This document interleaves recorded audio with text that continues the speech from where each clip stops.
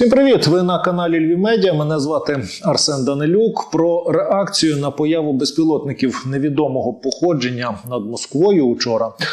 І також про перспективного російського політика Євгенія Пригожина і його роль у війні Росії проти України говоримо із екс-заступником міністра інформаційної політики України та експертом з інформаційних воєн Дмитром Золотухіним. Вітаю, пане Дмитре, слава Україні! Героям слава, дякую, що запросили. Давайте, може, почнемо про цю історію із нальотом безпілотників невідомого походження на Москву вчорашній. Було дуже приємно вчора дивитися, як над ворожою столицею літають безпілотники, літають ракети, лунають вибухи. Втім, в Україні деякі оглядачі висловили жаль, мовляв, краще би ці дрони летіли на якісь військові цілі. А вам не жалко цих безпілотників? Справа в тому, що я абсолютно не розумію, про що йде мова.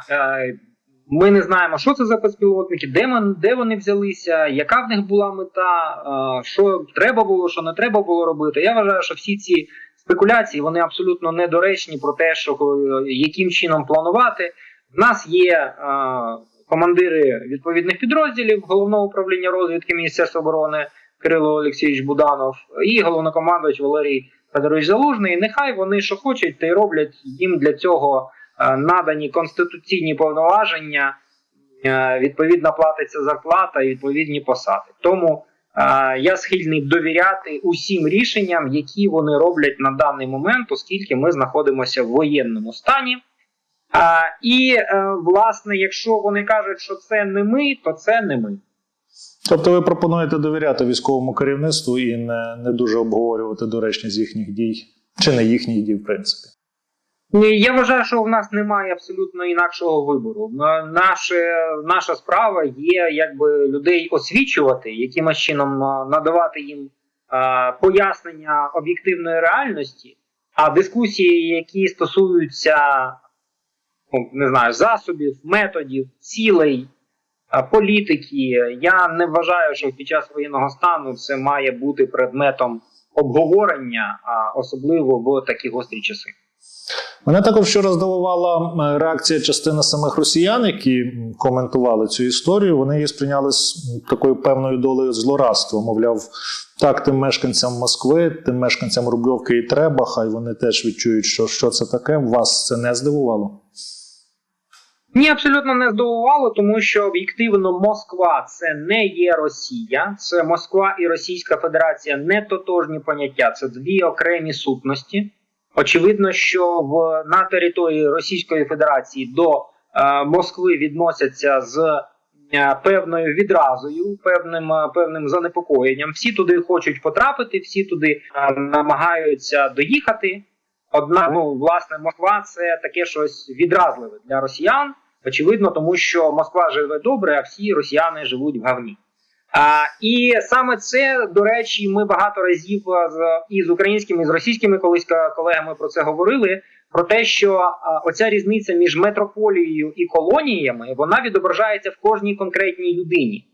І немає більш натхненного, немає більш відданого і лояльного імперіаліста, немає більш лояльного і натхненного путінця, ніж та особа, яка була ніким десь в захолустці, десь в провінції, в якомусь Башкортостані, чи Татарстані, чи десь взагалі на Далекому Сході, і потім отримала кар'єрний зліт, потрапила в Москву на якусь федеральну посаду. Відповідно, вся решта росіян, коли Москві погано, то всі решті росіян добре. Тобто вони вважають, що це справедливо, тому що навіть якщо подивитися мапи з інфографікою, яким чином страждають від втрат особового складу російських збройних сил регіони, то Москва залишається десь в самому кінці, тому що з Москви, звісно, ніхто воювати не їде. Їдуть воювати з Дагестану, з Кавказу, з Башкортостану, і вони там успішно всі помирають, все там червоне і бордове, в той час, як в Москві, ніхто, все нормально, все продовжується. І треба ще сказати, що така ж сама різниця, яка є між Москвою і всією рештою Росії, така сама різниця є між умовною Рубльовкою цим Рубльовським шосе і всією рештою Москви. Тобто Москва – це ж не місто, це конгломерат величезний, по суті, різних містечок, які були супутниками спочатку столиці, а потім стали фактично районами столиці, там Бібієво, Бірюльово, Зеленоград і так далі, тому подібне. І ось є окрема територія, яка називається в них Рубльовка. Ну, їх там не одна, там є ще Барвіха, Рубльовка, тобто там багато таких царських сіл. Так от, таке саме відношення у москвичів до Рубльовки, яке відношення у росіян до Москви. Тобто вони вважають, що саме існування цих районів, воно є суспільно несправедливим, тому що це люди, які накрали дуже багато грошей. І, відповідно, накравши багато грошей, вони є царями житті, і це дратує, звичайно, усю іншу частину суспільства. І саме тому в цьому є абсолютно всі очевидні підстави вважати, що атака, яка була невідомо ким здійснена на нібито райони, де проживають багаті люди, вона сприймається росіянами позитивно. Тобто нібито це є ознакою справедливості. Тобто в Російській імперії є громадяни, є піддані різних сортів, є найвища еліта, є менша еліта, є зовсім не еліта, є ті, кого можна відправляти на смерть в першу чергу, і всі ці різні сорти громадян і підданих один одного щиро ненавидять. Чи цей конфлікт є для нас перспективним, чи ми можемо далі хитати цю ситуацію? Я думаю, що жодної перспективи внутрішньо-суспільно-політичних змін в Російській Федерації для України не існує. Ми намагалися це робити з першого дня широкомасштабного вторгнення. Було витрачено величезну кількість зусиль і грошей для того, щоб якимось чином налагодити надсилання якихось меседжів всередину широких верств населення Російської Федерації. І досі це продовжується. Наприклад, я знаю про величезну кількість проєктів, які здійснюються європейцями, в тому числі балтійцями, наприклад, прямі дзвінки. Тобто є спеціальні кол-центри, які працюють дуже професійно. Вони телефонують статистичним росіянам і намагаються з ними говорити, чином передавати інформацію про те, що власне відбувається, і почути їх відповідь на це. Я вважаю, що в цьому абсолютно немає перспективи, тому що російське суспільство не має жодної суб'єктності. Окрім як висловлювати своє задоволення, незадоволення від того, що відбулося на Рубльовці, жодних дій ці люди здійснювати не будуть. А це означає, що ми можемо трошки позловтішатися з того, що вони там між собою, скажімо так, не в згоді, але до жодних змін ситуації це призвести просто не може і не треба на це сподіватися. Тобто ми не можемо перебити оцю властиву російській нації покірність і схильність виконувати волю начальства, навіть якщо немає внутрішньої згоди з цією волею, так? Абсолютно неможливо це змінити, тому що це частина суспільного договору. Є підстави говорити про те, що цей суспільний договір ламається, тому що декілька російських досить потужних експертів, які знаходяться зараз за кордоном в країнах Європи, вони сказали, що те, що все ж таки Путін, після того, як Дмитрій Пісков сказав, що Путін не буде звертатися до народу, а потім з'явився запис Путіна з його коментарем стосовно цієї атаки безпілотними літальними апаратами, і він сказав же, що все нормально, це ж все те саме, що сталося на авіабазі Хмеймім, просто Москва більше, ніж авіабаза Хмеймім, тому ми не скрізь можемо якимось чином там захистити. І, власне, цей коментар є одним з підтверджень того, що такої категорії, як суспільний договір між Володимиром Путіним та його управлінською елітою та рештою суспільства Російської Федерації, його більше не існує. Власне, тобто він то пропонує цей договір, але в ньому вже немає сутності, і в ньому немає наповнення. І цей суспільний договір був вже порушений декілька разів. Наприклад, спочатку він прийняв рішення про те, що потрібно підняти пенсійний вік для громадян Росії. Це було дуже непопулярне рішення, за яке, власне, воно дуже серйозно викликало обурення. І одразу за цим рішенням він висунув вимогу до своїх підлеглих, до регіональних лідерів про те, що вони мають надати йому голоси виборців за зміни в Конституцію, які його обнуляють його сроки, і він може балотуватися знову на президентський термін. Тобто це було перше порушення, тобто він зробив непопулярне рішення, це було його відповідальність. І натомість він став вимагати, щоб його знову, власне, надали йому можливість змінити Конституцію, переобиратися, тобто ще одне непопулярне рішення. І якщо перше рішення він робив самотужки, то друге рішення він вже вимагав його виконання від своїх регіональних еліт, які йому підкоряються. Друге порушення цього соціального договору відбулося, коли відбувся коронавірус, епідемія COVID-19. Путін сказав: я в доміки, я йду в бункер, а ви що хочете з ковідом, те й робіть. Тобто фактично він створив, знову ж таки, таку ситуацію, коли від нього нібито нічого не залежить, він передав всю відповідальність на регіональний рівень, і при цьому не надав на цей регіональний рівень ні спроможностей, ні бюджетів, нічого. Тобто я в бункері, ви що хочете, те й робіть. Власне, пандемія коронавірусу – це серйозна загроза для людей, і забезпечити для них безпеку він не зміг.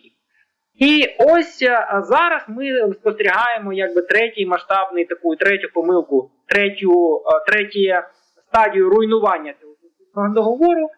Він прийняв рішення здійснювати широкомасштабну агресію проти України, яка не вдалася, і це потягло за собою необхідність здійснення мобілізації. Мобілізації, призову громадян, кидання їх на смерть на українську територію і так далі. Тобто він знову прийняв рішення, яке було оманливим, яке було хибним, і за це мають, знову ж таки, розплачуватися регіональні еліти, вони мають йому забезпечити результати мобілізації, і не тільки результати мобілізації, але й підтримку лояльності, продовження підтримки електоральної і такої суспільної лояльності рейтингу Володимира Путіна. Тобто це була низка таких порушень. Чи можуть вони свідчити про те, що якісь політичні процеси в Російській Федерації відбуваються? Я так не вважаю. Багато українських експертів кажуть, вот сейчас там вони там восстануть, там ніхто не зміниться, ніхто не восстане, ніякого двіжняка там не буде. Єдине, з чого можна сподіватися, це від представників умовно так званої еліти. Тобто це люди з грошима, це люди з можливістю керувати своїм життям. Якщо це люди з можливістю керувати своїм життям, в них є така категорія, як майбутнє. Тобто це єдина така, я думаю, що це 0,5%, мабуть, від усього населення Російської Федерації, які всередині себе вони мають відчуття, що є якесь різне альтернативне майбутнє. От я сьогодні захотів Майбах, я вкрав трошки, завтра отримав Майбах. Я сьогодні захотів там будинок, я вкрав і отримав будинок. Я сьогодні захотів на Мальдіви, я полетів. І ось ці люди, які можуть собі це дозволити, вони можуть думати, що він, ми, звісно, якби Путін переміг у війні, ми б били за нього, там все було б нормально. А зараз, в зв'язку з тим, що цей суспільний договір зруйновано, і атака по Рубльовці – це частина руйнування цього суспільного договору, очевидно, що в них можуть виникати якісь думки про те, що, скільки можна вже, якби, це все просирати. Але, знову ж таки, я скептично ставлюся до того, що це якимось чином змінить нашу поточну ситуацію. Я вважаю, що треба готуватися до того, що така ситуація буде тривати ще роками. Не 2, може і не 3 роки ще ми будемо це спостерігати. Але це не значить, що з цією половиною відсотка не треба працювати в різний спосіб. Абсолютно правильно. Це дуже правильне зауваження, дуже правильна теза. На превеликий жаль, на даний момент в Україні немає суб'єкту, немає складової, який би міг зробити стратегію роботи з цим 0,5%. Що я маю на увазі? Очевидно, що те, що я сказав про майбутнє, що ці люди можуть думати про майбутнє, очевидно, що цим людям потрібно пропонувати майбутнє. Якесь таке, яке ми їм запропонуємо. Що я маю на увазі? шановні колеги, шановні товариші і шановні тварюки, я б так сказав, принесіть нам, будь ласка, голову Володимира Путіна, і ми зробимо так, щоб в певній перспективі з вас зняли якісь санкції, щоб ви могли продовжувати красти гроші на своїй території, в своїх регіонах, щоб ви продовжували обманювати російський народ і витягувати з нього ресурси, газ, нафту, продавати його в Європу, продавати в інші країни, але вже без Кремля і Газпрома. Тобто давайте зробимо так. Ми з вами домовимось. Ми прибираємо таких суб'єктів, як Кремль, Путін, Газпром, Роснефть, Сечин. Вони десь зникають. Ну, придумайте самі, як вони зникнуть. Потім, після того, як вони зникнуть, після того, як Москва перестає бути центром прийняття рішень для вас, тому що вона для вас несе тільки шкоду і тільки руйнування і смерть, тоді у вас з'являється альтернативне майбутнє. Ви продовжуєте продавати нафту і газ, ви продовжуєте отримати за це корупційні бариші, і в пакеті з цим ми домовляємося, що йде демілітаризація і денуклеаризація регіонів, якими ви контролюєте. Ось така конструкція, я дуже грубо її намалював, але така конструкція, вона могла б бути таким своєрідним офером, да? Тобто пропозицією. І тоді є, власне, про що говорити. Проблема тільки одна. Цю пропозицію не може створити, вірніше, не може запропонувати Україна. Країна може створити таку пропозицію, але суб'єктом перемовин має бути умовний Захід. Тому що Україні немає що запропонувати цим людям. Ми не можемо їм запропонувати майбутнє, тому що їхнє майбутнє залежить від рішень Європейського Союзу, Сполучених Штатів Америки, Великої Британії, інших світових еліт, в тому числі Китаю, Індії і так далі. Так от, колективний Захід має взяти на озброєння ту пропозицію, яку зроблять українці, і, власне, реалізувати її таким чином, щоб ця війна припинилася.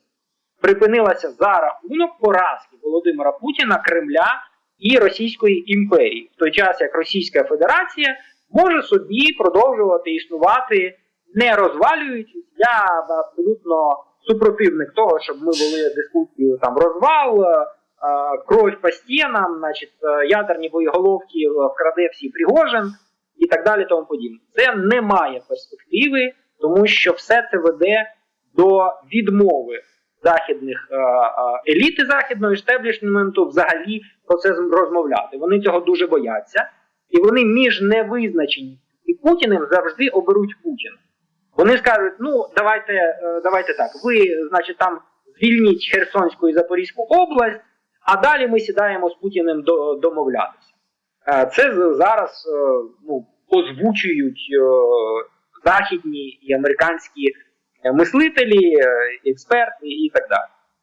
Тому я вважаю, що в контексті руйнування цього соціального договору, про який ми говоримо, Україна повинна створити такий офер, запропонувати такий офер має колективний Захід до регіональних еліт Російської Федерації.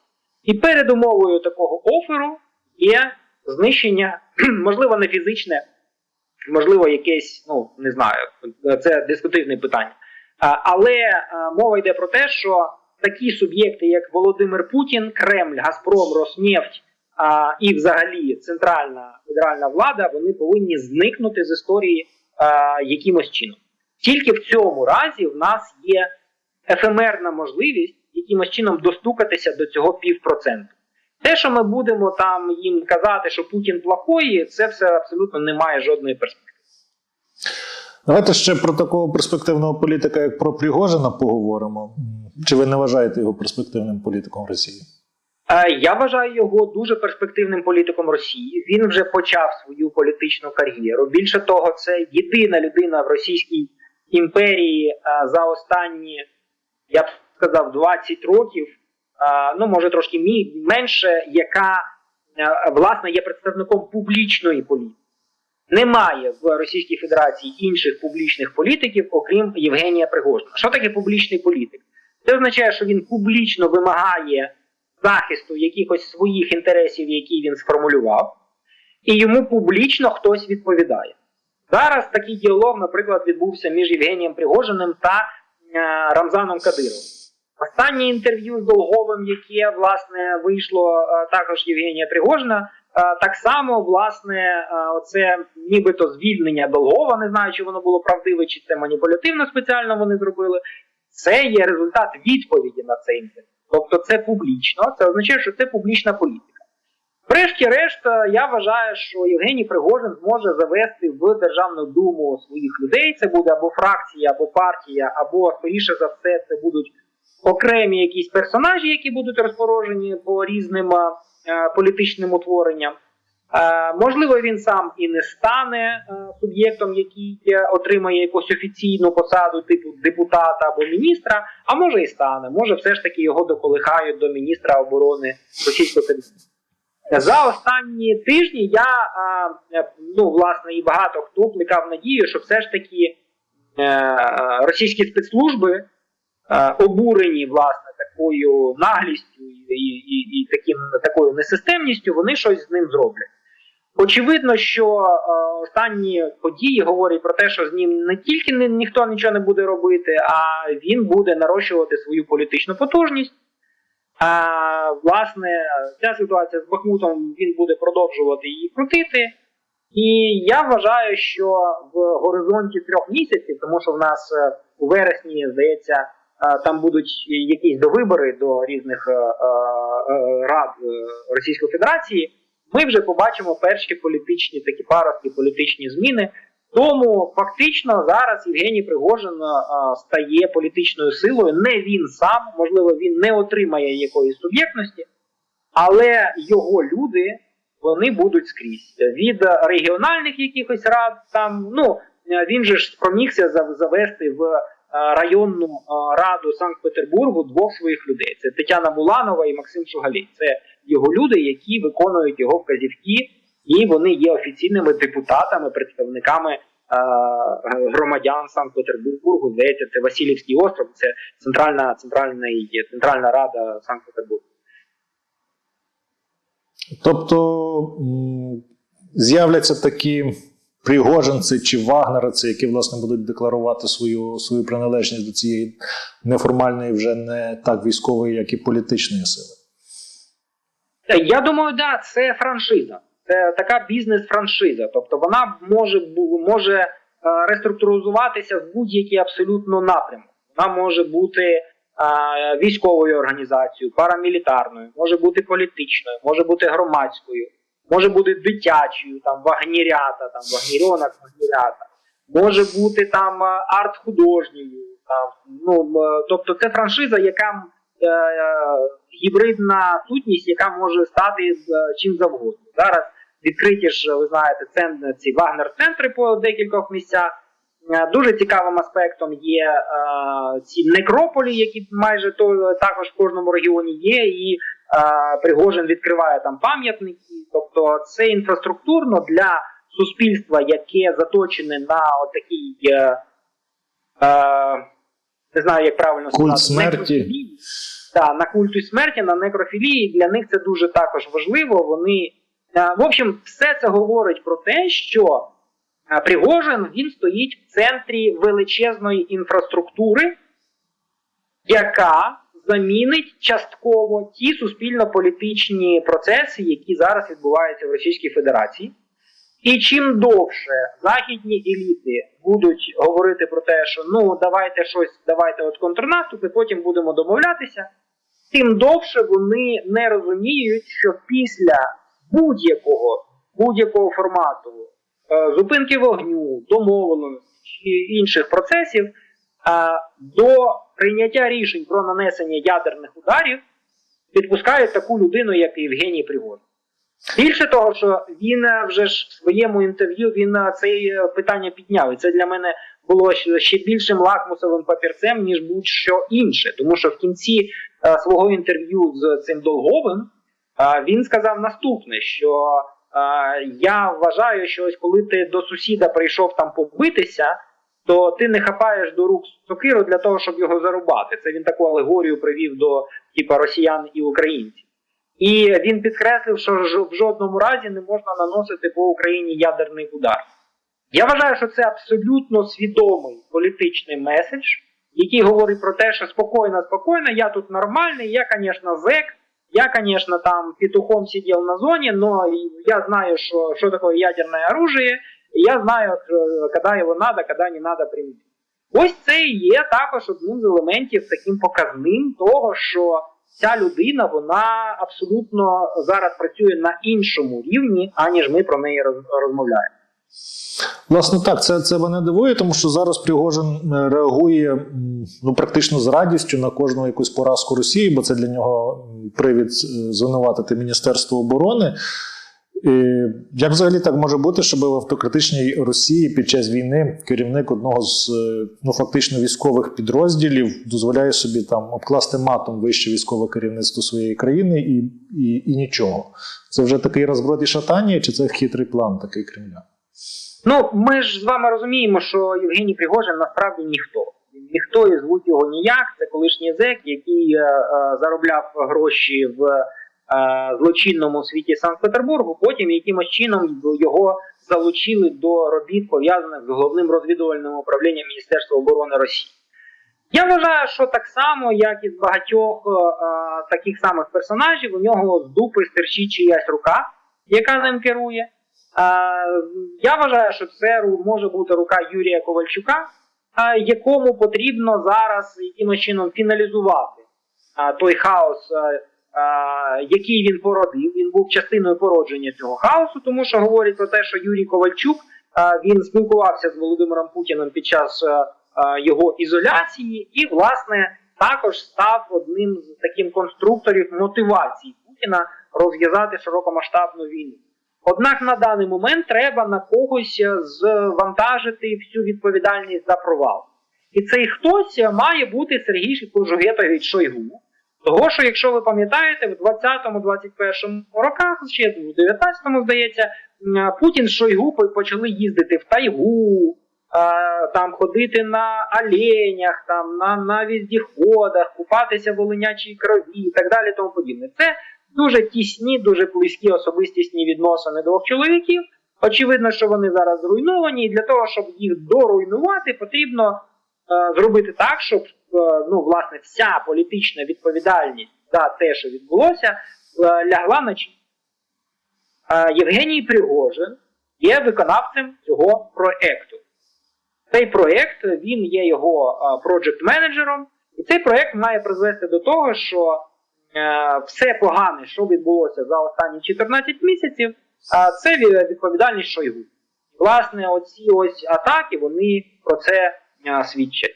Все хороше, що відбулося за останні 14 місяців, це заслуга Євгенія Пригожина та його, відповідно, кукловодів, ляльководів, які ним керують. І саме тому зараз Пригожин так поспішає вивести свою групу Вагнера з Бахмута, я так розумію, та? Тобто виглядає так, що Пригожин заявив про свій успіх, а зараз він йде геть і залишає оборону руїн міста підрозділами Міноборони, тобто він свій успіх приватизував, а ймовірно подальшу поразку він вже віддає кадровим військовим.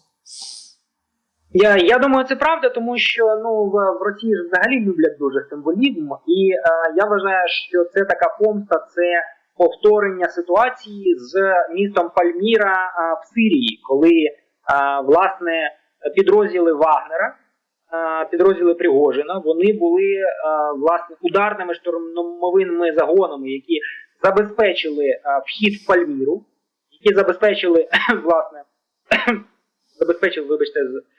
забезпечили цей потенційний такий ситуативний воєнний успіх. За цей успіх відзвітував Сергій Шойгу Володимиру Путіну, сказав, що ми взяли Пальміру. Пригожину це тоді дуже-дуже не сподобалося, сказали, які ж ми взяли Пальміру, якщо це були підрозділи Вагнера. Тоді я вважаю, що якраз вагнерівські підрозділи навмисно відійшли, після чого Пальміру потрібно було брати вдруге. І шляхом серйозних втрат Пальміра була вдруге взята. Є ж в Вікіпедії, можна почитати, що перший і другий штурми Пальмір. Я вважаю, що Пригожин зараз свідомо робить те саме.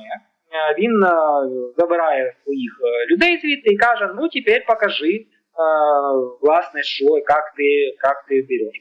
І очевидно, що успіхи потенційні українських збройних сил на цьому напрямку, вони також будуть використані оцією баштою Кремля, яку представляє Пригожин, для того, щоб сказати, ну бачите, Шойгу навіть не спроможний втримати цю територію, не те, що наступати, чи не те, що виконувати якісь завдання. Ну, ситуація не найгірша для нас, коли є дві сили фактично на полі бою у ворога, і вони між собою конкурують і намагаються одне одного підставити. Безумовно, я погоджуюсь з цим, але вона буде ще менш гірша, коли в нас буде якийсь план на гру поза тим, що декларується в публічному просторі. А саме там вихід на кордони 91-го року, 2023 рік рік нашої перемоги і так далі. Ці декларації вже, ну, чесно кажучи, вони трошки задовбують, вони трошки дратують, і формат телемарафону, він повинен стати менш ура-патріотичним і більш відвертим, більш спокійним, тому що я впевнений, що ні в цьому, і на мій скептичний погляд, ні в наступному році все це не завершить. І потрібно з людьми почати говорити як з дорослими, тому що перший період єдиного телемарафону і дай Бог здоров'я Олексію Арестовичу, звісно, ніхто ночі будь помянуть, але менше з тим, який би він не був, потрібно віддати належне, що перші півроку це була ефективна робота. Це була ефективна, ну, до певної міри, звичайно, до якої міг дозволити український народ, але, власне, перша половина 2022 року це було неймовірно, зараз потрібно переходити від жанру розмови з дітками, що от трошки потерпіть і завтра вам дадуть зефірку, до формату роботи з дорослими. Це надовго, це буде дуже болюче, що потрібно працювати над тим, щоб планувати, а які варіанти майбутнього ми маємо, і так далі, тому подібне. І в такому разі, оцей розгардіяж, який відбувається зараз в політичній еліті Російської Федерації, він нам допоможе. Якщо цього плану не буде, ну вони там все одно домовляться. Треба розуміти, що вертикаль еліти Російської імперії, вона побудована за принципами бандитизму. Це банда. Вони слухаються пахана. І, власне, Пригожин же ж так і сказав, коли його спитали, ваше політичне кредо. Родину люблю, Путіна слушаю, значить, все, що треба робити. А яка роль Путіна? Яка роль Путіна в цьому конфлікті Пригожин-Шойгу? Він арбітр і він взагалі рішення приймає зараз? Я не думаю, тому що всі експерти кажуть, що Путін жодних рішень ніколи не приймає. Він дотягує до того моменту, коли саме по собі все вирішується. Це його переждать, так? Так. Але це в рамках кримінальної термінології це пахан, держатель общака, якого не можна трогати. Тобто це аксіома, це альфа і омега цієї банди. Тому жодним чином ніхто атакувати особисто Путіна не буде. Звичайно, будуть, можливо, якісь підколки, але, власне, сам Путін, він є уособленням цієї такої кримінальної бандитської системи. А в бандитській системі бандити рівнем понижче, такі як Шойгу і Пригожин, вони можуть між собою конкурувати. І потім приходить пахан і каже, хто, значить, правий, хто винуватий, або давайте дуель, і, значить, пускай вам боженька вас розрішить. Я вважаю, що Путін не буде в це втручатися, це його тактика. Врешті-решт, я думаю, що Ковальчуки і Пригожин, вони з'їдять Сергія Шойгу, тому що, скажімо так, не вони одні є інтересантами. В ФСБ на Сергія Шойгу лежать просто мільйони папочок про те, що мова йде про розкрадання трильйонів рублів. Трильйонів рублів бюджету Міністерства оборони Російської Федерації. І його ж посіпаки Шойгу, це і Цаліков, і Герасимов, і інші, там і Тимур Іванов, і інші люди. Всі ці, власне, особи, це просто грошові мішки. Це грошові мішки, які до війни, до оборони, вони не мають жодного відношення. Ну що ж, хай жируть одне одного і можемо побажати їм тільки успіхів у цій справі. Пане Дмитре, я дуже дякую вам за цю розмову. Дякую вам.